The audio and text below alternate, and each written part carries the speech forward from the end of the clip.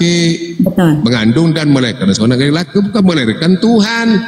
Betul. Gimana Anda ini? Ya. Jadi Mr. Romi yang buat narasi sendiri tu berkata bahawa ini mana ada, tidak ada pun dia katakan buat narasi sendiri. Itu framing namanya, fitnah namanya. Bukan ada You have to responsible for whatever that you said, you know. You have to responsible for that. Words can do a lot of judgment on you. You cannot simply say things like that without knowing it. Oh yes. Gak usah kamu ikut campur kata bahasa Inggris kau. Bagaimana kamu akan bertanggung jawab dengan perkataan Kak Titi, boleh tahu you punya nama siapa? Kami supaya nak sebut nama kakak itu. Siapa nama kalau boleh tahu? Assalamualaikum warahmatullahi wabarakatuh. Waalaikumsalam warahmatullahi wabarakatuh. Boleh kami tahu nama akak siapa? Biar tak payah kami sebut nama akak itu. Titik. Begitu saja cukup. Titik saja. Muslim apa Kristian, Kak? Kalau kamu rasa saya naik untuk mempertahankan satu Alkitab tu adalah untuk apa? Okey, Kristian ni. Okey, akak mau membantah cakap Roni tadi itu tidak benar. That is a word, itu adalah satu perkara yang narasi yang dibuat sendiri. And itu sebabnya saya katakan tadi bagaimana dia akan bertanggungjawabkan dengan fitnahan seperti itu. Kerana tapi dia tak bisa cakap Inggeris. Dia bisa bahasa Indonesia tapi saja. Bagaimana untuk bertanggungjawab dengan perkataan seperti itu? Gini, beliau itu kan datanya ada. Datanya bukti di mana? Jelas-jelas tertulis di situ. Di Lukas 1 nomor 43. Kan terjemahannya seperti itu. Kalau saya mah nggak salahkan dia. Karena dia umat paketan, artinya terima beres. Oke. Malaikat dengarkan dulu. Malaikat salah informasi, Tuhan salah kirim, salah kitabnya salah terjemahan, umatnya salah sembah. Jadi silakan dibuka di Lukas 1:43. Di situ dikatakan, siapakah aku ini sangat. Kita baca satu kali kok. Tidak, langsung aja di Lukas 1:43. Siapakah aku ini sampai ibu Tuhanku. Jadi kalau saya mah enggak saya bantah ini, cuman saya adu dengan data yang lain. Yang mana kita harus percaya? Pengakuan manusia atau penyampaian? Sebab tidak boleh mencopot. Ini tidak boleh just simply like that and then kamu membuatkan tanggapan sendiri. Tell me. This tell me like this like that. Di sini tertulis bahwa Tuhannya teman-teman Kristen itu lahir dari lubang pipis. It's nothing wrong. Okay. Sebab dia lahir itu. Tapi sebagian menolak. Itu sejarah. Ya, gini. Sejarah. Oke, sebagian menolak, mengatakan yang lahir itu bukan Tuhan, itu manusia. Betul. Sebagian lagi menerima itu Tuhan. Tidak betul. Ya silakan, itu antara kalian. Bukan kami yang bermasalah. Bagi kami di luar Kristen, menganggap bahwa Tuhan yang disembah oleh Kristen adalah keluar dari lubang pipis. Mau dia itu manusia, mau dia itu Tuhan, itu your problem. Masalah kalian. Betul? Tidak menjadi masalah. Karena kita itu kita tidak menghujat, kita juga bukan menghujat. Menghujat itu mengatakan sesuatu yang tidak diimanin oleh lawan bicara, yang tidak ada datanya, itu namanya menghujat. Sekarang saya katakan ada data, yang saya katakan itu pun diyakini oleh kalian. Di mana penghujatannya? Kalau itu pun kita punya keyakinan, adakah kamu berhak untuk memaksa untuk kami meyakini apa yang kamu yakini? Tidak ada paksaan di sini. Di sini kami hanya mengungkap saja bahwa itu kan ada satu aliran, satu ajaran. Iya benar. Tidak menjadi masalah, tidak menjadi masalah. Kejap. Betul. Good. Di sini, di sini bukan memaksa orang untuk meninggalkan keyakinannya. Berangkatlah Maria dan langsung berjalan ke pegunungan menuju ke sebuah kota di Yahuda. Can you stand up? Di situ ia masuk ke rumah Zakaria dan memberi salam kepada Elizabeth. Dan ketika Elizabeth mendengar salam Maria, melonjaklah anak yang di dalam rahimnya, dan Elizabeth pun penuh dengan Roh Kudus. Okay, di sini you lock the word Roh Kudus. Ia berseru dengan suara nyaring, diberkatilah engkau di antara semua perempuan dan diberkatilah buah rahimmu. Siapakah aku ini sampai ibu Tuhanku datang mengunjungi aku? Sebab sesungguhnya itu dia sampai kepada telingaku, betul. di dalam rahimku melonjak kegirangan, dan berbahagialah dia yang telah percaya, sebab apa yang dikatakan kepadanya dari Tuhan akan terlaksana. Okey, yang mengungkap ini kan Elizabeth. Yes, betul. Berarti Tuhan kalian itu lahir dari menyembah manusia. Is there nothing wrong? Because you are the third party. That is your opinion. Nobody force you. Who is Jesus? God that's the thing. You have or man? You need to understand. Please answer my question. Please answer my question. Who is Jesus?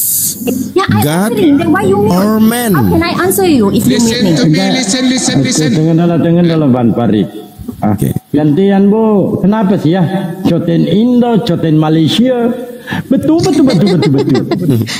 Enggak ada yang beres. Enggak ada misalkan panjang, kita straight to the point. Just silent. God or man? Just silent lah Kak Titik. Silent please answer. Please ganti-ganti ngomong Enggak ngerti aku. Okay, come on, open your mic and then you answer my question. Who Jesus? God or man? Dia adalah dui natur. Bukan kamu kan sudah ternyata di dalam Yesus. Yang lahir siapa? Lahir maksud kamu yang melahirkan ataupun dilahirkan? Yang dilahirkan Maria manusia apa Tuhan? Manusia. Kapan dia menjadi Tuhan? Dia daripada sebelum dunia diciptakan. Sejak azali waktu dia dilahirkan, dia Tuhan atau manusia? Manusia. Kapan dia jadi Tuhan? Sebelum dunia dijadikan dia sudah Tuhan. Baik. Dia pernah menjadi Tuhan, kemudian tidak menjadi Tuhan, lalu menjadi Tuhan lagi. Dia diinkarnasikan menjadi manusia. Oke, waktu dia jadi manusia, dia bukan Tuhan. Oke? Kenapa dia bukan Tuhan? Dia memang sudah Tuhan. Saya tanya, yang lahir itu manusia apa Tuhan? Manusia. Nah, kapan dia menjadi Tuhan? Dia menjadi Tuhan sejak azali. Oke, berarti ketuhanan dia kekal. Waktu dia dilahirkan sebagai manusia, dia juga Tuhan, benar? Ada esensi ketuhanan dalam diri dia. Oke, ada esensi. Yang dilihat esensi. What the mean of esensi in Jesus? Sebab dia bukan manusia seperti kamu dan saya. Loh, dia dilahirkan, dia berdarah, dia punya tali pusar, dia punya ari-ari, dia dikandung 9 bulan. Betul? What? Betul? What the difference? Di mana perbedaannya? Kenapa kamu harus membatasi? Kok membatasi? Fakta menunjukkan bahwa dia dikandung, dia dilahirkan. Yesus disalibkan dan bangkit kembali. Itu bukan adalah masalah sejarah. Dibangkitkan. Yang lahir dulu nih, lahir. Born. We talk about born. Oke. Waktu dia lahir, sesuatu yang sudah menjadi sejarah. Dan sesuatu yang sejarah itu benar. Listen to me. Waktu dia lahir sebagai seorang manusia, kata Anda. Tanya yang ke depan, bukan yang ke belakang. So, dia bermula. You cannot ask history, sebab history sudah berlaku. Dia bermula. Kamu tidak boleh bertanya tentang history. Sejarah sudah terjadi. No. I don't ask the history, but I asking who Jesus, God or man? And you answer this man. Okay. Dia adalah Tuhan. Dia Tuhan sejak azali. Baik, yang dilahirkan Maria itu manusia apa Tuhan? Yang dilahirkan Maria itu adalah manusia, tetapi dia itu daripada hasil Roh Kudus, bukan jasmani. Baik. Kita baca lagi. Siapakah aku ini sampai ibu Tuhanku datang mengunjungi aku? Siapa yang disebut ibu Tuhan? Pihak ketiga. Mami. Oh, jadi pihak ketiga yang Anda tidak percaya dengan pernyataan Elizabeth? Kalau Elizabeth mengatakan begitu, ya karena dipenuhi Roh Kudus. Ya, artinya kalau dipenuhi Roh Kudus benar atau salah? Dipenuhi Roh Kudus benar atau salah? Terjadinya begitu. You have to understand Bible is what? Okay. Bible adalah menceritakan hal yang sudah terjadi. The fully Holy Ghost, Go to the fact. true or false? Bagaimana kamu orang ni selalu nak main mute-mute ni? Kata edukasi. Answer my question. Kak Titi, cakap tu laju betul. Kami tak bisa. Tapi persoalan berulang-ulang. Kami tak bisa mengikuti akak tu. Laju Orang betul sementara cakap. ngomong, kamu juga ngomong. Kan dia tanya. Dia tanya sejawab lah. Ya, baik. Tadi kata dia, Elizabeth itu pernyataan pihak ketiga.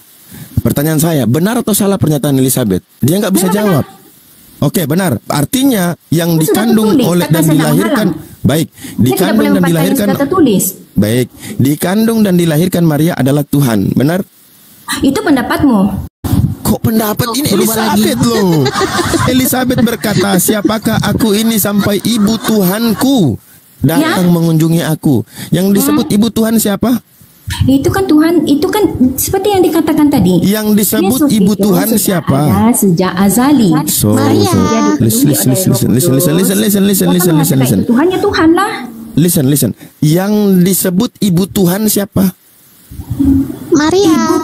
Tuhanku. Dia kata Ibuku Tuhanku. No. Tuhanku. No, tidak ada tertulis ibuku Tuhanku. Ibu Tuhanku. Bukan ibu Tuhanku. Saya tidak kata ibuku Tuhanku. Oke. Siapakah aku ini sampai ibu Tuhanku datang mengunjungi aku? Siapa Tuhannya Elizabeth? Adakah kamu melihat Maria sedang melakukan hubungan jasmani dengan alat apa? No. I don't ask. Ya no, ya there's no. Listen. Siapa Tuhannya Elizabeth? Lihat sajalah kepada dalam buku yang lain. Jangan masih Ini tertulis. Ya, Siapakah ibunya? Mengatakan dia menggunakan rahim wanita menggunakan rahim. Beginilah teman-teman, Kristen rahim wanita suci. malu. Karena Bukan kenapa? malu, kami tidak Tuhan malu. mereka hasil apa? Lahir dari lubang pipis. Dari lubang pipis. Yes. Kan jadi masalah. Tapi Anda mengingkari. Anda mengatakan yang lahir manusia. Saya tidak mengingkari. Saya tidak mengingkari. Dia memang Oke. lahir. Dia Yang memang lahir Tuhan itu langsung. manusia apa Tuhan? Manusia. Nah, itu kan Anda malu. Sementara Elizabeth mengakui yang katanya dipenuhi Roh Kudus, mengatakan, siapa aku ini sampai ibu Tuhanku datang mengunjungi aku? Pertanyaan saya, siapa Tuhannya Elizabeth? Begini. Jangan begini. Pertama tadi Wa idza sa'alahum an ilahuhum qalu kadza wa kadza. Dan apabila ditanyakan kepada mereka tentang Tuhan mereka, apa jawabannya? Jadi begini. Jadi begini. Saya tidak paham. Jadi saya kena explain. Kok tidak paham?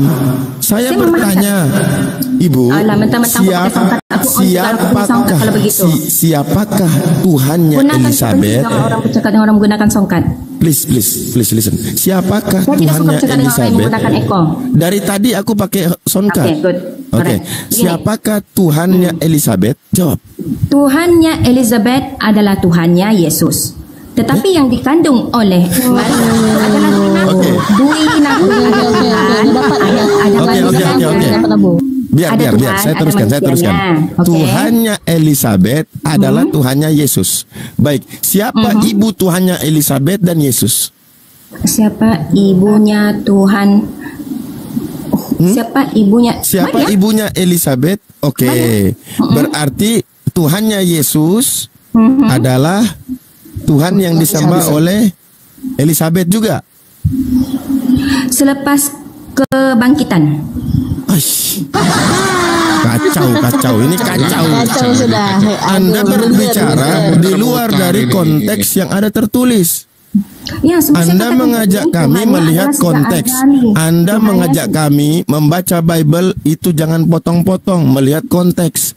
Saya ajak ke konteks, Anda lari keluar dari konteks. Tidak lari dari Anda mengatakan di sini sebentar. Di sini di kisah Lukas ini berbicara kelahiran atau kematian dan penyaliban. Saya tanya Anda. Berbicara tentang apa? Di Lukas 1:39 sampai 45. Kan kamu persoalkan Kematian Yesus atau kebangkitan Yesus? Dia Tuhan. Yang di sini. Hah? Sebelum ke penyaliban dia adalah No. Saya tanya di Lukas 1 konteksnya berbicara tentang kematian Yesus atau kebangkitan Yesus atau kelahiran Yesus.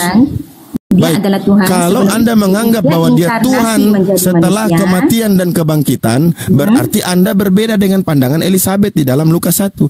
Sebab ini berbicara berbeda? tentang kelahiran. Kan dia dipenuhi oleh Roh Kudus. Iya, dia dipenuhi Roh Kudus. Dia dipenuhi Roh Kudus. Jadi dia akan mengatakan itu Tuhan, dia tahu. Ya, betul. Betul. Kapan dia mengatakan Yesus itu Tuhan? Pada saat Yesus bangkit, pada saat Yesus mati. Iya, sebentar saya tanya. Dengarkan pertanyaan saya baik-baik. Apakah ketika dia dipenuhi Roh Kudus dan mengatakan Tuhan, di kisah Lukas ini apakah tentang kematian Yesus atau kebangkitan Yesus? I don't understand your question. Can you ask again? Oke, Anda mengatakan bahwa dia Tuhan itu setelah kebangkitan, kan benar?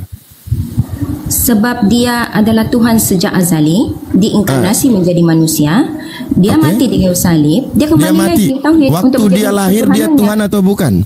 Waktu lahir dia manusia. Waktu dia mati dia Tuhan atau bukan? Dia Tuhan. Selesai dulu penjelasan dia.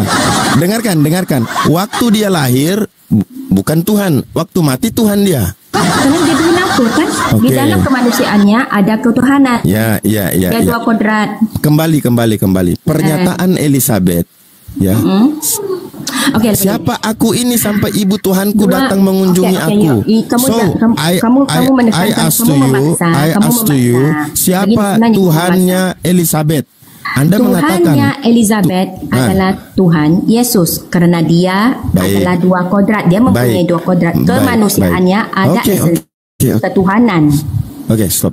Tuhannya Elizabeth Maria adalah melahirkan Yesus sebagai manusia tetapi ada esensi ketuhanan. Kenapa Elizabeth tidak mengetahui bahwasanya Tuhan itu adalah manusia, adalah Tuhan Bapa yang jadi manusia? Kan sudah dia tahu. Kenapa di mana dia tahu? Di mana dia tahu? Dikasih tahu. Sama siapa? Kan dia yang mengeluarkan pernyataan itu. Bagaimana pula dia tidak?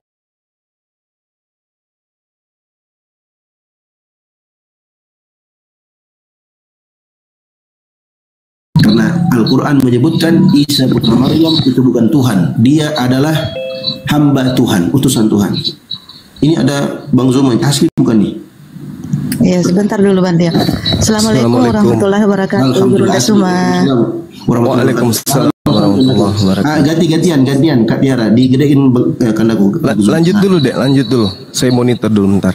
Silakan.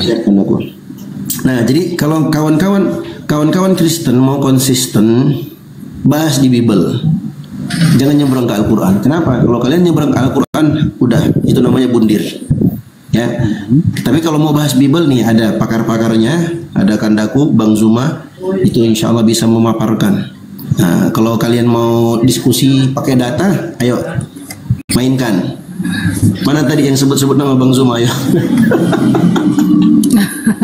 Si Ferry nggak bisa itu. Assalamualaikum warahmatullahi wabarakatuh, abangku Bang Zuma. Masya Allah. Ini Waalaikumsalam warahmatullahi wabarakatuh. Pembahasan yang tentang nubuat Yesus dimetongkan di kayu salib, Bang. Tadi sebenarnya data-data itu Masya Allah saya dapat dari guru saya ya. Terima kasih abangku, pembelajaran juga. Assalamualaikum warahmatullahi wabarakatuh. Sama-sama Dek. Saya ucapkan Waalaikumsalam warahmatullahi Bang wabarakatuh. Zuma ya. Saya minta maaf teman-teman, tadi sempat saya tinggalkan Komal, saya ada urusan sedikit di kantor. Terima kasih Bunda Tiara ya, Bang Ivan bisa memandu acara ya. Siap. Saya izin dulu deh Bang, saya izin dulu. Nanti biar dipakai sama oten-oten yang sok-sok pinter itu menghadapi Bang Zuma sama Bunda Nora sama Bang Dio. Mencret kalian. Siap. Ada guru kita di sini. Terima kasih Bang Ivan. Waalaikumsalam. Sedikit aku disclaimer dulu.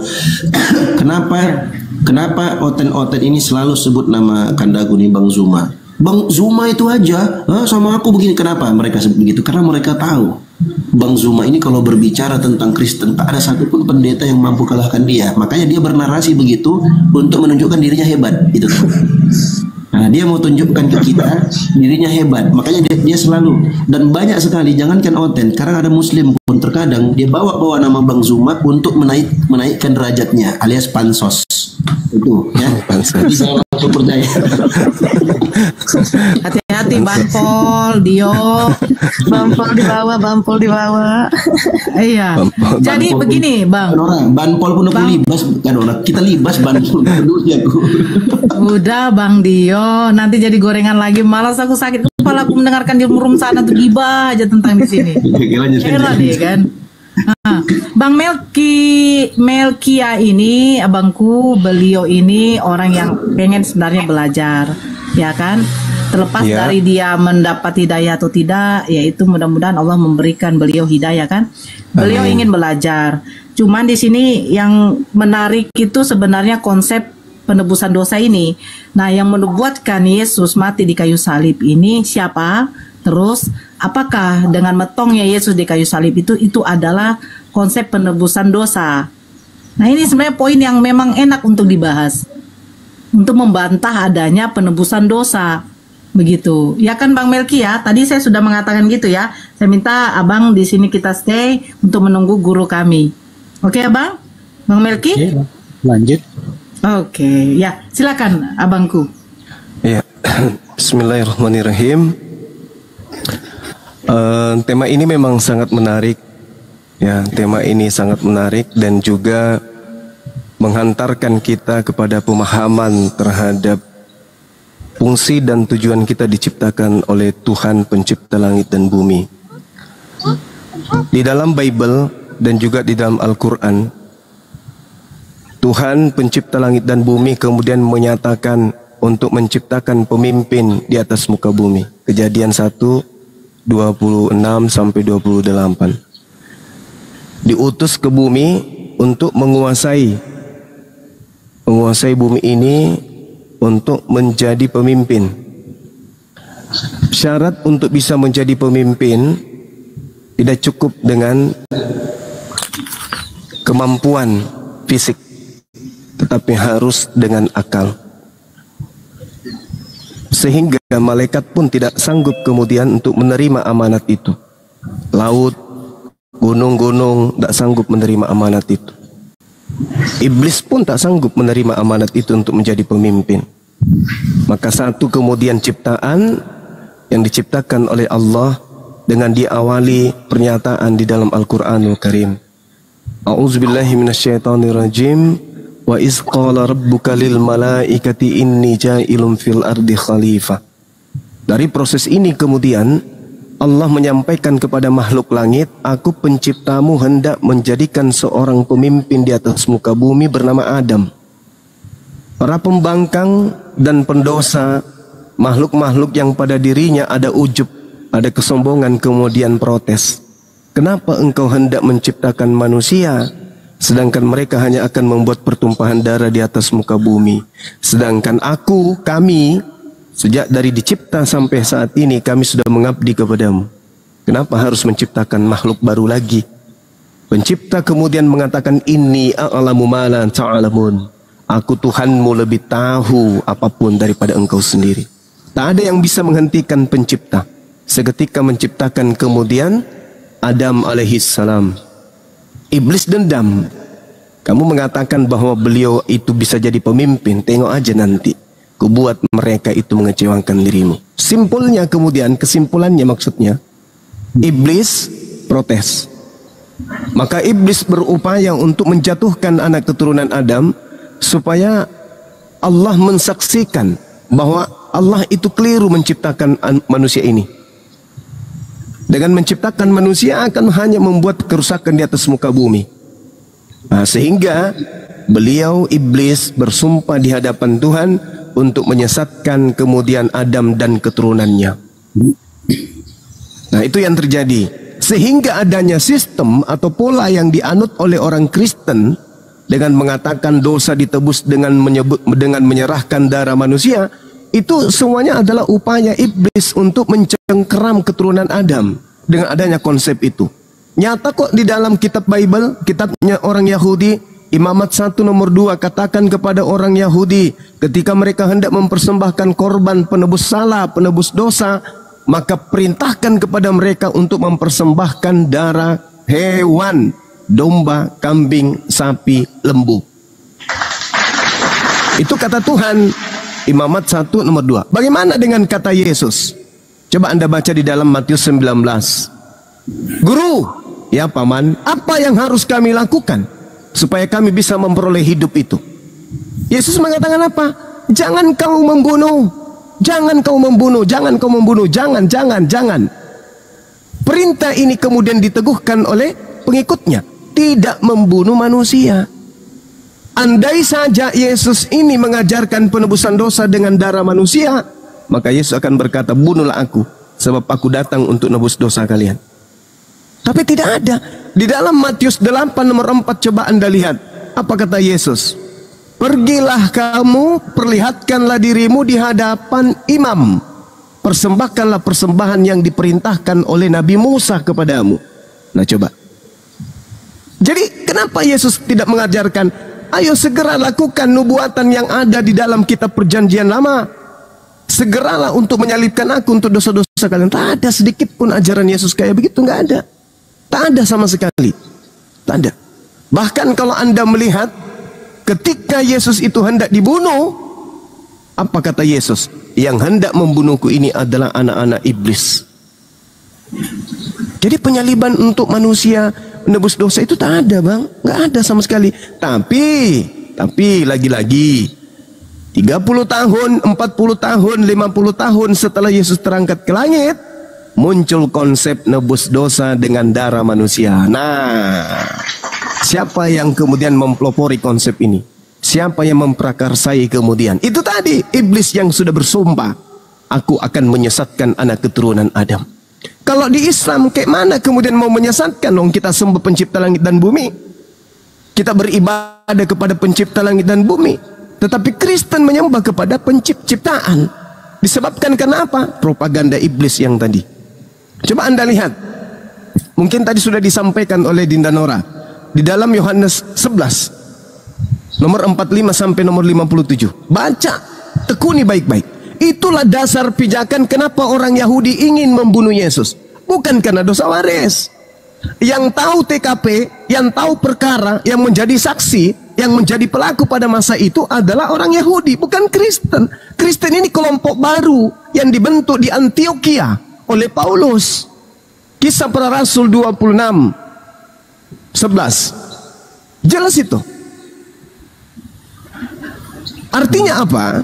Artinya apa? Bahwa awal mula tragedi penyaliban, latar belakangnya tak ada sama sekali unsur dosa waris. Tak ada. Tak ada. Boleh tunjukkan kepada saya kalau ada. Tak ada sama sekali. Orang Farisi, orang Yahudi, mahkamah agama berkumpul dan sepakat membunuh Yesus itu karena mereka takut bangsa mereka kemudian dirampas oleh orang-orang Yahudi. Orang Romawi. Mereka takut bangsanya dirampas, tempat sucinya dirampas apabila kemudian semakin banyak orang yang percaya kepada Yesus. Kenapa? Yesus bermujizat. Orang-orang semakin percaya kepada mereka, kepada dia. Dan jika semua orang percaya kepada dia, maka akan jarang yang membayar pajak kepada Romawi.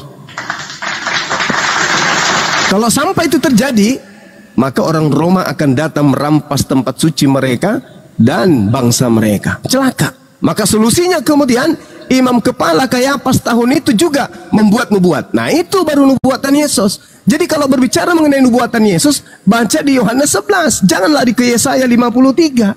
Jangan lari ke Yesaya 9. Jangan lari ke Mazmur 2, Mazmur 8, Mazmur 22. Jangan. Tak ada hubungannya. Nubuatan sudah terpampang luas di kitabnya orang Kristen. Tahun itu juga imam besar Kayafas bernubuat bahwa Yesus harus mati demi untuk bangsa Israel. Ada bangsa Kristen di sana? Nggak ada. Ada bangsa Romawi, ada bangsa Yunani, ada bangsa Indonesia? Tak ada. Yesus harus mati untuk bangsa kita. Kita nggak masuk ke dalam Yahudi. Coba, yang melatar belakangi pembunuhan terhadap Yesus itu orang Yahudi tidak ingin kemudian bangsanya dirampas oleh orang Romawi, sehingga mereka berkongko-kongko untuk sepakat membunuh Yesus. Itu awalnya. Tidak ada dosa waris. Dosa waris itu karangan Paulus in the gang untuk kemudian meninabobokkan orang-orang yang disesatkan. Tak ada itu, tak ada. Tak ada. Saya boleh taruhan dengan pendeta atau pastor yang level pendidikan apapun. Dasar pijakan orang Yahudi ingin membunuh Yesus, itulah kuncinya. Jangan bawa Islam. Islam ini nanti jangan sampai merecoki iman saudara. Bawa aja orang Yahudi, tuan rumah yang ada di TKP, yang menjadi saksi keadaan. wahai orang Yahudi, apa sebabnya kamu ingin membunuh Yesus? Itu dulu. Mereka akan menjawab, kami hendak membunuh Yesus karena kami takut bangsa kami dirampas oleh Roma dan Yunani. Tertulis di mana? Yohanes 11 45 sampai nomor 57. Sampai 54-nya apa yang diurai oleh penulis Yohanes? Mulai saat itu Yesus kemudian menyingkir, menghindari orang-orang Yahudi. Kemana? Ke padang gurun bernama Efraim. Di sanalah dia bersama dengan murid-muridnya. Itu yang terjadi. Jadi Yesus ingin dibunuh karena apa? Ya karena kecemburuan orang Yahudi. Hanya unsur politik, unsur ekonomi, tak ada unsur dosa. Tak ada unsur dosa. Unsur dosa itu muncul sebagai alat jualan Paulus kepada orang-orang di luar Yahudi agar mereka percaya. Bayangkan nih bang, Anda membunuh, Anda memperkaos, Anda merampok, Anda korupsi, Anda melakukan kemaksiatan apapun, tiba-tiba ada orang datang. Jangan khawatir, dosa-dosamu sudah ditebus. Oleh siapa bang? Oleh orang yang dibunuh oleh orang Yahudi yang dipersembahkan di atas tiang salib. Masa sih? Yes. Oh iya, kalau gitu aku ikut, aku percaya. Dosa-dosaku diambil sama dia. Bentar sayang. Siapa yang nggak mau? Bawa ke sana itu nak. Siapa yang nggak mau dosanya? Akhirnya orang-orang Roma Yunani yang kemudian mau dosanya ditebus percaya kepada itu. Yahudi percaya nggak? Yahudi sebagai tuan rumah percaya nggak? Percaya nggak mereka? Tidak. Nggak percaya. Coba Anda baca Yeremia 31 data nomor 31 sampai 35. Baca di sana. Apa kata Tuhan? Jangan lagi orang memperkenalkan Tuhan kepada anak-anaknya. Besar kecil mereka sudah mengenal aku. Jadi tidak perlu lagi kemudian diperkenalkan Tuhan itu begini, Tuhan. Enggak. Orang-orang Yahudi sudah mengenal Tuhan. Jangan lagi, sebab aku Tuhan sudah menghapuskan semua dosa-dosa mereka dan tidak akan lagi mengingat-ingat dosa mereka. Jadi kalau orang Yahudi dosa-dosanya sudah dihapuskan oleh Tuhan, lalu untuk apa Yesus itu datang bunuh diri di atas pohon? Untuk apa? Oh, dosa-dosa Yahudi sudah ditebus, sudah diampuni oleh Tuhan. Bahkan nih, terakhir nih dari saya sebelum disikapi. Di dalam Matius 21 nomor 31, apa kata Yesus? Lebih dulu para perempuan sundel, perempuan lacur dan juga pemungut cukai rentenir masuk surga daripada kalian, daripada ahli Taurat. Kenapa? Karena mereka percaya kepada Yohanes Pembaptis. Bayangkan itu. Lebih dulu perempuan sundal, pemungut cukai masuk dalam kerajaan surga daripada ahli Taurat. Kenapa? Apa sebabnya? Bukan karena mereka percaya penyaliban, bukan. Tetapi karena mereka percaya kepada pemberitaan Yohanes Pembaptis. Saya kira begitu, Bung. Sebagai pengantar, meskipun panjang, tapi mudah-mudahan ada manfaatnya. Silakan.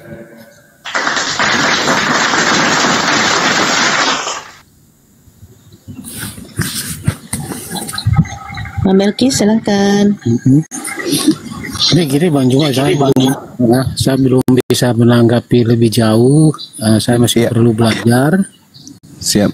Mungkin kalau memang berkenan, kalau ada waktu ya undang-undang lah, biar kita istilahnya untuk memperdalam. Iya. Itu Bang Juma ya. Siap. Jadi di sini saya tidak ada istilahnya, saya tidak mau menanyakan masalah bagaimana ini, bagaimana itu, tidak. Karena saya baru belajar.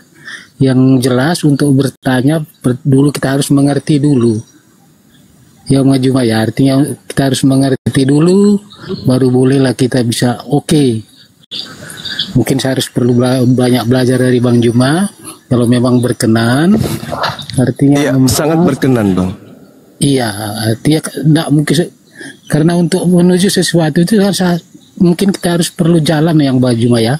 Pokoknya saya ingin mau ke Jakarta ya, terus pasti kita harus tahu jalannya dulu.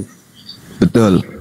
Nah, jadi hal inilah yang mungkin perlu kalau memang berkenan ya berilah kita, maksudnya berilah saya pencerahan, artinya agar saya bisa lebih memahami.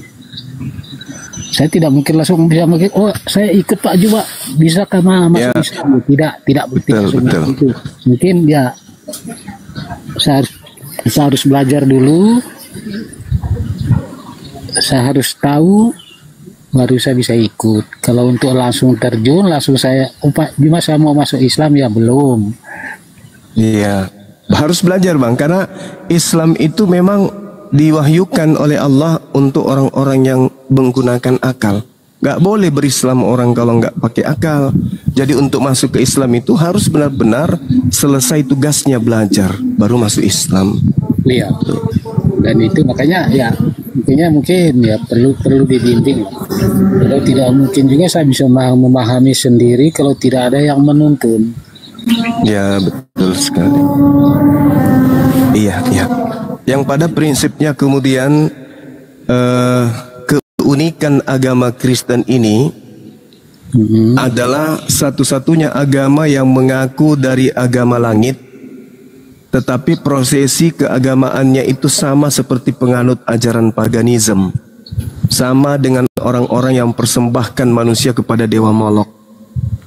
Islam Yahudi mengenal kurban. Al-Quran surah Al-Hajj ayat 34. Allah sudah mensyariatkan setiap kaum untuk senantiasa mempersembahkan kurban hewan ternak. Begitu juga Imamat 1 nomor 2, Elohim menuntun Bani Israel mempersembahkan korban hewan ternak. Islam Yahudi dalam hal ini korban itu sama. Muncul tiba-tiba Kristen mempersembahkan manusia untuk nebus dosa. Nah, ini sesuatu yang rancuh, yang tidak pernah diajarkan.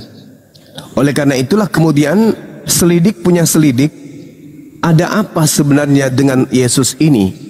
Kenapa bisa dia menjadi korban setelah terangkat ke langit?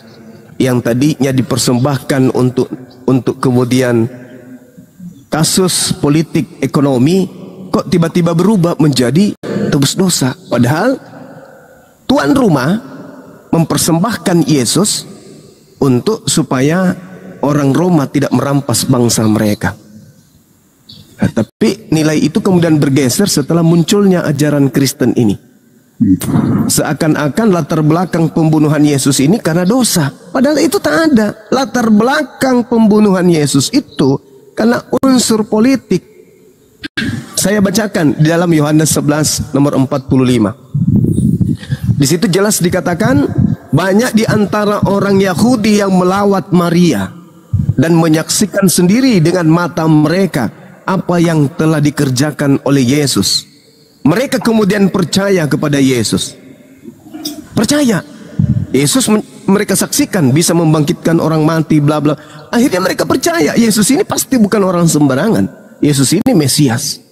Tetapi di dalam Yohanes 11 ini, di situ dikatakan ada orang Farisi yang kemudian datang melaporkan kejadian itu, menceritakan kejadian itu kepada mereka. Kepada siapa? Mahkamah Agama. Menceritakan kepada imam-imam kepala. Dan orang-orang Farisi ini juga memanggil Mahkamah Agama untuk berkumpul pada saat itu juga. Di data Yohanes 11 nomor 47. Lalu mereka berkata, apa yang harus kita perbuat? Kawan-kawan, kita harus mengapa ini? Mengapa ini harus terjadi di tengah-tengah kita? Kita harus melakukan apa ini? Ini bahaya ini. Sebab Yesus ini bisa bermujizat. Bahkan Lazarus yang sudah mati nyata-nyata di depan kita bangkit hidup kembali. Bahaya ini, orang ini dibiarkan. Celaka. Ini ancaman buat kita. Kalau dibiarkan ini bahaya. Apabila di dalam Yohanes 11 nomor 48 dikatakan, apabila kita membiarkan Yesus terus-menerus melakukan mujizat, maka orang semua akan percaya kepada Yesus. Dan kalau ini terjadi, kata mereka, orang Roma akan datang merampas tempat suci kita dan merampas bangsa kita ini. Nah, itu kekhawatiran mereka pada saat itu. Yang berkumpul ahli Taurat, orang Farisi, Mahkamah Agama, imam kepala. Ini sudah lengkap ini. Para penggawa-penggawa Bible Perjanjian Lama udah lengkap. Orang Farisinya ada yang terpelajar terhadap kitab Tanakh, tapi tidak menemukan ada nubuatan. Mahkamah Agama sebagai penentu kebijakan pada saat itu, imam-imam kepala sebagai pemimpin utama di dalam pengajaran kitab Tanakh. Berkumpul mereka kemudian, apa yang harus kita lakukan?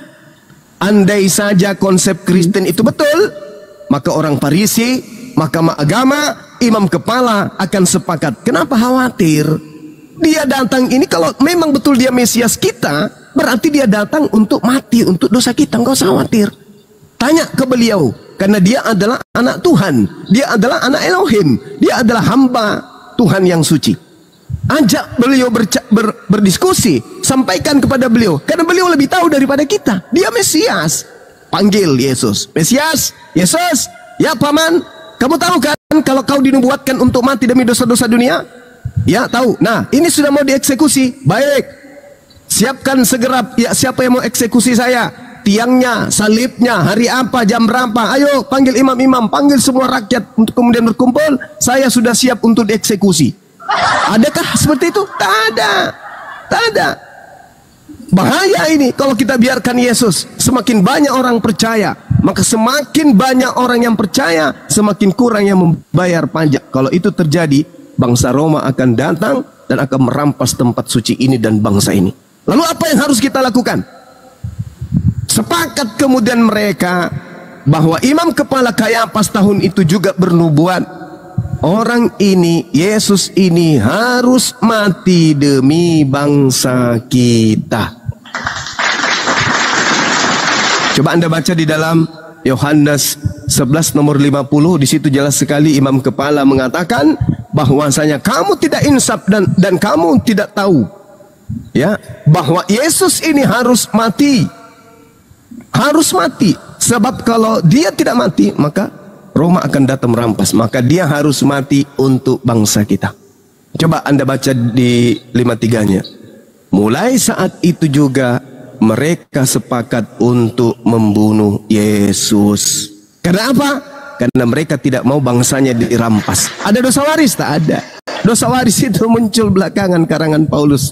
Jadi alasan utama pembunuhan terhadap Yesus dilakukan karena faktor politik, karena faktor ekonomi. Coba Anda baca di data nomor 54-nya. Mulai hari itu Yesus, ketika mereka sepakat membunuh Yesus, Yesus kemudian tidak tampil lagi di tengah-tengah orang Yahudi, melainkan beliau pergi ke padang Efraim bersama dengan murid-muridnya, menghindari penangkapan. Berarti tak ada nubuat untuk pembunuhan, itu tak ada. Itu karangan yang muncul belakang supaya orang-orang Roma dan Yunani bisa percaya kepada agama Kristen yang dibentuk oleh Paulus.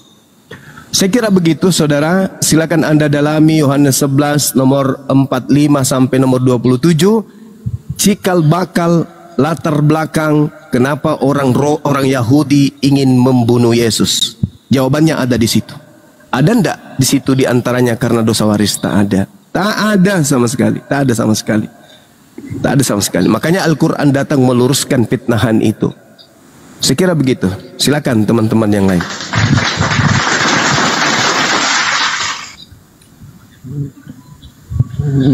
Oke, Bang Juma. Ayo, Bunda Tiara mainkan sebagai moderator, coba. Jadikan saya moderator, host. Siap. Itu Bunda Nor itu.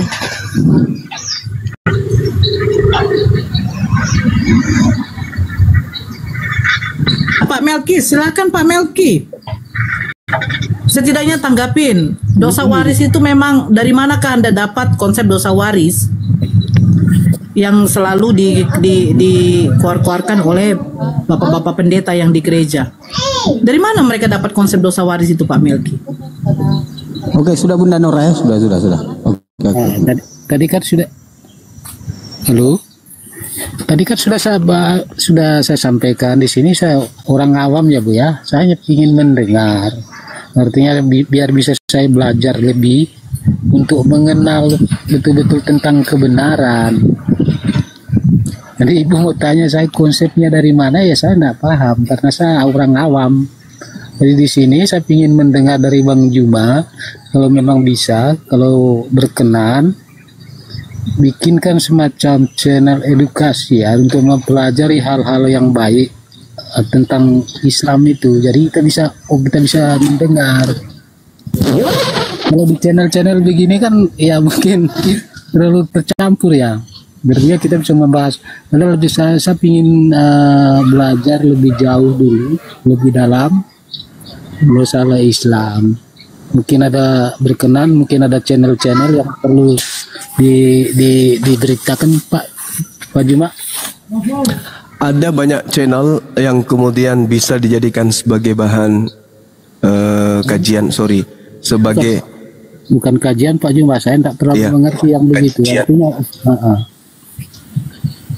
iya. Tapi di sana itu khusus untuk Islam, seperti channel yang membahas tentang kajian-kajian Ustadz kita UAS. Tapi kalau yang fokus bertalian dua agama ini kayaknya jarang, kecuali yang debat-debat. Gitu Bang. Ya, kalau untuk yang berdebat itu saya tidak terlalu tertarik Bang Juba. Saya tidak bisa mengambil poinnya dari situ. Salam, selamat siang menjelang sore. Ya, silakan. Selamat Hari Natal bagi yang merayakan, saudara-saudaraku. Iya, selamat bahagia atas kelahiran sembahan saudara. Ya, alhamdulillah Bang Suma. Ya. Bang Suma tadi tersenyum tersipu. Sebentar dulu, bungsu, sebentar. Kak Nora, kenapa lagi sih? Tunggu dulu, di sini gunanya ada moderator. Iya kan? Di sini untuk bekerja untuk menanyakan, agak kau perkenalkan dulu dirimu. Terus ini ada di sebelah kau kan belum saya sapa. Dia Kristen. Oh ya, silakan Kak. Silakan Kak yang di sebelah. Oke. Adek. Ya, Firman. Ini Firman menjadi manusia pula nih. Nah, bungsu, saya tidak mau lari temanya. Temanya tentang di mana konsep penebusan dosa dengan cara disalibkan dengan dosa waris. Ya, kalau berlebar-lebar saya turunkan Anda. Paham? Ada, tidak bisa bertanya kah, Kak Nora? Kau tanggapin dulu yang dinarasikan Bang Zuma. Iya. Kalaulah Adam, ya dengerin saya tanggapin. Kalaulah Adam, manusia pertama itu tidak berdosa, otomatis kita ini para keturunannya itu tidak akan berdosa pula, kan seperti itu. Karena Adam itu berdosa, makanya kita pun juga ikut berdosa. Bukan berarti dalil ya, terbukti Bang Suma. Apakah Bang Suma tidak berdosa saat ini? Lah kenapa kena Adam? Apa hubungannya dengan Adam? Iya, jikalau Adam pada waktu itu tidak jatuh ke dalam dosa, tidak ada Adam jatuh ke dalam dosa, nggak ada Adam jatuh ke dalam dosa. Ya udah, mana dalilnya? Kalau begitu tunjukkan ke saya. Karena awal penciptaan Adam itu kan sudah berbeda di dalam penciptaan Adam di dalam versi Islam. Kan seperti itu Kanda Kusuma. Iya, saya minta dalil yang cakep. Oke. Karena Adam itu dan keluarganya itu diberkati. Dalilnya di mana? Kejadian 5 nomor 2. Nah, saya katakan Adam dan keturunannya diberkati. Tugas Anda tunjukkan Adam itu melakukan dosa. Tugas Anda silakan. Silakan. Kejadian 5 nomor 2. Aku menciptakan Adam keturunannya laki perempuan dan aku memberkati mereka. Aku memberkati mereka. Dan aku memberikan nama kepada mereka dengan nama manusia. Ayo, mana dalilnya Adam itu dikutuk atau melakukan dosa sehingga keturunannya juga berbuat dosa? Tunjukkan dalil. Nah, inilah yang saya jelaskan tadi. Orang Kristen ini dibodoh-bodohi oleh dogma doktrin. Ya, entah ada dalilnya. Saya mau berbicara. Oke, silakan. Saya minta dalil, silakan. Kalau saya dipotong-potong, jangan juga lah di-mute, karena walaupun Anda tidak memute saya, suara Anda lebih besar daripada saya. Kalau kamu tidak bisa di sini mengutamakan adab, saya akan turunkan. Jadi begini saja. Ya, silakan. Jadi begini Kanda Nora ya, saudara-saudaraku semua. Anda pula sama saya. Yang dikasihi Tuhan. Ya iya dong, wajar lah itu. Pantas lah itu. Iya, alhamdulillah ya. Saya selalu berdoa aja. Data. Bu Nora, boleh saya minta diturunkan dulu. Kebetulan saya mau jam masuk kerja nih Bu. Oke, Bang Melki, insya Allah kalau kapan-kapan Bang Melki masuk lagi ya, Bang. Boleh, dengan senang hati Bu kalau diundang. Ya, makasih Saudara Melkiades. Sama-sama Bang Juma. Siap. Ayo saudara siapa ini? Bungsu, tunjukkan dalilnya di mana Adam mewariskan dosa kepada kamu. Silakan. Ya, yang dimaksud dengan dosa waris itu Bang Suma. Bohong waris adalah bohong waris. Ya, yang kalau dimaksud dosa waris kalau adalah Bang Suma bohong lebih waris. tahu, Bang Suma jelaskanlah kalau lebih tahu ya. Karena saya kan mau ngomong nggak bisa nih, gimana nih? Saya minta dalil loh. Iya, bagaimana sebagaimana saya mengatakan dosa waris itu tak ada, yang ada bohong waris. Roma 5 itu bohong waris itu. Kejadian 5 nomor 2, laki-laki dan perempuan yang diciptakan oleh Tuhan itu diberkati. Itu dalil. Bantah dalil saya, silakan. Buktinya sampai sekarang semua keturunan Adam itu berdosa. Ada enggak? Satu saja saya minta keturunan Adam yang tidak berdosa. Ada enggak? Katanya manusia satu saja. Katanya Paulus tidak berdosa. Yang mengatakan siapa yang tidak berdosa? Paulus sendiri mengatakan, aku tidak bercacat. Bercacat? Iya, dia tidak bercacat. Di dalam melaksanakan hukum Taurat, aku tidak bercacat. Filipi 3. Harus dipahami dulu konteksnya. Tidak Konteks bercacat lagi. dalam mempelajari hukum, bukan berarti dia tidak dalam berdosa. mempelajari hukum tidak. Dalam hukum Taurat saya tidak bercacat. Dia yang sempurna di antara semuanya. Jadi begitu Bang Sumaya. Ya, begitu gimana? Katakan dosa waris itu adalah bohong waris. Ya terserah Anda kalau mau percaya atau tidak, kan tidak ada paksaan juga Bang Suma, kan seperti dalil mana dalil? Menurut kita kan keyakinan yang berbeda. Dalil mana Bang? Dalil. Iya, bohong waris. Kalau dosa waris ini tak ada dalilnya, berarti itu adalah kebohongan yang diwariskan secara turun-temurun. Dalil, saya butuh dalil. Silakan. Ini terbukti Bang Suma, manusia semuanya berdosa. Enggak ada satu manusia yang tidak berdosa karena satu manusia itu, karena Adam sudah berdosa, ya semua kita ikut berdosa. Makanya kita itu mengalami yang namanya maut, karena upah dosa ialah maut. Tuhan sudah mengatakan kepada Adam, jika kamu mau makan, jangan ketawa dulu kakandaku ganteng Bang Suma. Masalahnya kau ngarang-ngarang, nggak ada itu. Itu hanya ada dalam pengajaran Yesus palsu kepada Paulus. Mana dalil? Jangan gitulah Kanda. Iya, makanya dengerin. Ketika kita Adam kembali ke zaman batu yang tidak butuh dalil. Silakan. Zaman batu. Bang Suma bawa batu lagi. Batu yang mana ini Bang? Batu zakar yang digantung di pohon salib. Saya kira batu yang di sudut Ka'bah lagi yang Bang Suma sebut. Oh bukan. Itu ada yang digantung di salib itu dengan lengkap dengan biji zakar. Oh iya Kanda, oke. Udah dalil. Kalau nggak cukup dalil, turun panggil pendeta ke sini biar kutatar dia, kutatar Bible. Jadi begini Bang Suma ya. Kandaku yang tercinta, mudah-mudahan kamu dijamah Tuhan, biar kembali ke jalan yang lurus. Kamu pikir banyak gaya Tuhan suka meraba-raba, Tuhan menjamah-jamah gitu? Enggak, saya kan apa salahnya kita saling mendoakan kakandaku ganteng. Kau berdoa kepada siapa? Kepada hantu? Saya berdoa kepada Tuhanku. Tuhan yang mana? Yang datang kepada Paulus itu bukan Tuhan, itu hantu itu. Aku berdoa kakandaku kepada Tuhanku dan Tuhanmu. Semoga kita semua ini ditunjukkan jalan yang lurus. Seperti itu kakandaku. Nah itu baru betul. Aku pikir kau berdoa kepada Tuhanmu yang datang. Makanya kakandaku semua juga berdoa juga dong buat saya. Nah mudah-mudahan saya doakan, mudah-mudahan saudara kalau bisa doa saya yang dijabah, Bang Suma yang masuk Kristen. Kalau doa Bang Suma yang dijabah, saya yang masuk Islam. Seperti itu kakandaku. Berarti yang mengijabah doamu itu iblis. Bukan Tuhan berarti. Karena hanya iblis yang menginginkan manusia menyembah selain Tuhan. Iblisnya menginginkan manusia menyembah selain Tuhan. Itu. Makanya dia muncul kepada Paulus. Kakandaku Suma ini jujur senang. Ya, kembali ke tema. Dalilnya mana? Kakandaku sebenarnya saya ini mau naik ke sini ini mau mencari tahu sebagaimana sih kebenaran di dalam Islam itu kakandaku Suma. Ya, kebenaran Islam itu sudah ada di Bible. Bible yang menjelaskan kebenaran Islam. Yes. Contoh di Islam diajarkan manusia lahir dalam keadaan fitrah tidak membawa dosa.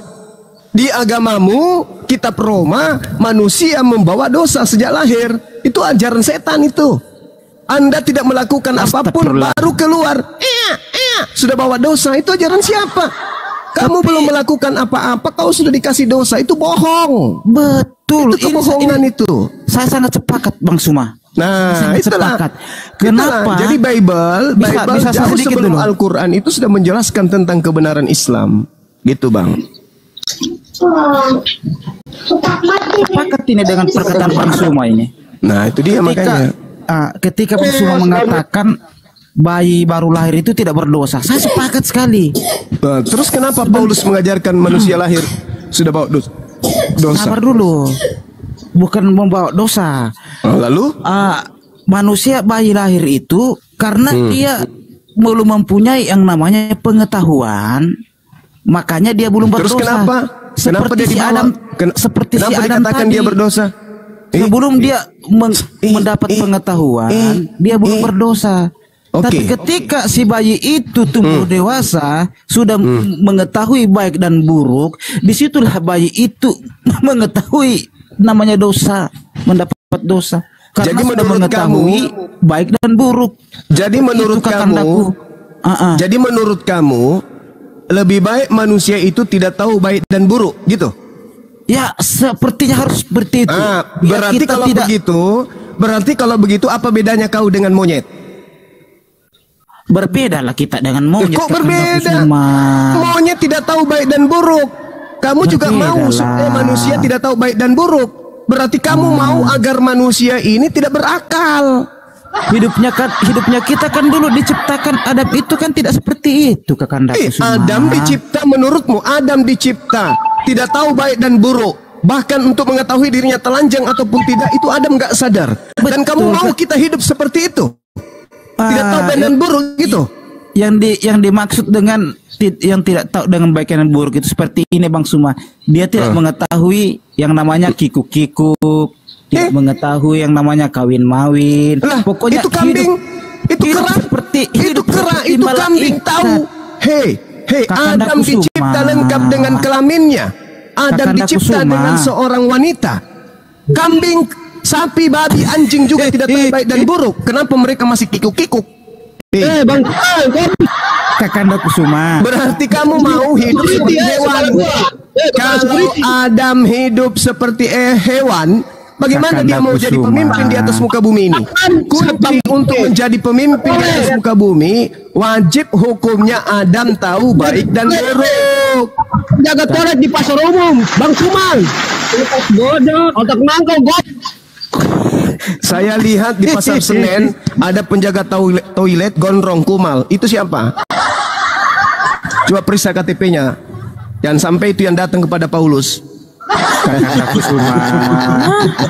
Kenapa dia kepanasan? Ya, Kakanda Kusuma, bisa nggak saya bertanya Kakanda Kusuma yang cakap? Itu dulu, selesaikan dulu. Jangan naik ke materi yang tinggi. Jangan. Dasar-dasar aja dulu. Dasar dulu. Ingat, kamu menuduh Adam mewariskan dosa. Itu fitnah. Fitnah karisteng sepanjang sejarah anak keturunan Adam.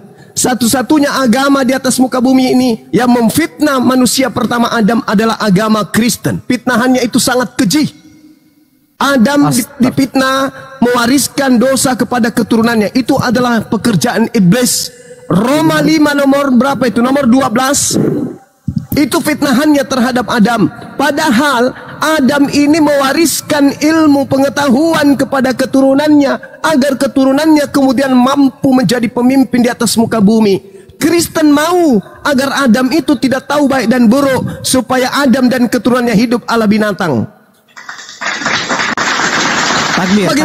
Bagaimana coba? Kau baca Kejadian 1:26. Aku hendak menciptakan Adam di atas muka bumi untuk menjadi pemimpin agar mampu menguasai, menaklukkan kemudian hewan di laut, di udara dan di darat. Bagaimana Adam bisa menguasai dunia kalau dia tidak tahu baik dan buruk? Bagaimana? Bagaimana caranya? Kakanda Kusuma.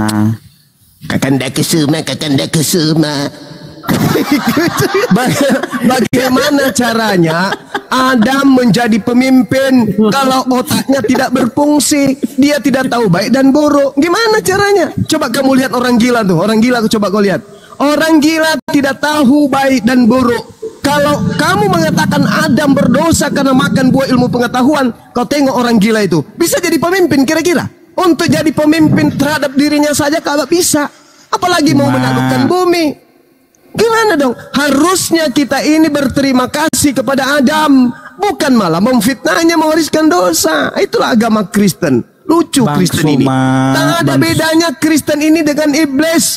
Iblis mau kemudian agar Adam jatuh ke neraka. Kalian ingin agar keturunan Adam jatuh ke neraka. Tak ada bedanya dengan iblis kalian itu. Nggak ada bedanya. Contoh nih, kamu punya anak, kau ajarkan anakmu untuk ke gereja. Itu ajaran siapa ke gereja? Berbeda lah kita dengan iblis. Ajaranmu ke gereja itu ajaran siapa? Ayo jawab dulu. Bang Suma, berbeda lah kita sama iblis. Masa iblis sama dengan kita? Sama. Wa ikhwanuhum yamudunahum fil ghayyi tsumma la yuqsirun. Itu pekerjaan kalian, menyesatkan. Coba ku tanya samamu. Bukti kamu menyesatkan orang di sekelilingmu. Anakmu contohnya. Kamu ajak dia ke gereja. Siapa yang memerintahkan kamu mengajarkan anakmu ke gereja? Yang ajarkan siapa? Saya yang menyuruh dia beribadah. Itu buktinya. Karena begini adalah Bang iblis. Suma. Kamu adalah iblis. Kau ajak anakmu kemudian ke gereja. Siapa yang perintahkan kamu mengajak anakmu ke gereja? Siapa? Begini Bang Suma.